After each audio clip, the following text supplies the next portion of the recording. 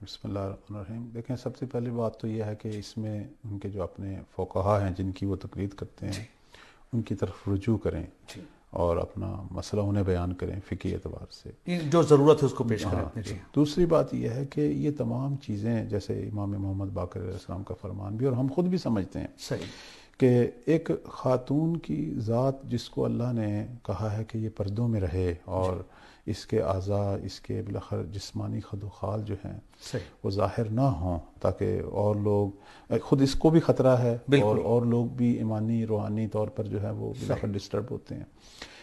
اب یہ چیزیں سواری کے حوالے سے کیوں امام محمد باقر علیہ السلام حتیٰ کہ گھوڑے پر سواری جو ہے خاتون کی، اس پر بھی ناراضگی کا اظہار فرما رہے تھے اور اسے فتنہ کہہ رہے تھے کہ آخر الزمان میں یہ فتنے پیش آئیں گے۔ تو آج ہماری بچیوں کا موٹر سائیکل مانگنا بھی تقریباً یہ وہی بات ہے جس سے میں یہاں ان فیملیز کو میں ایک نصیحت جو ہے وہ کروں گا کہ بچیاں ہماری پہلے بھی پڑھتی رہی ہیں، آج سے 10 سال پہلے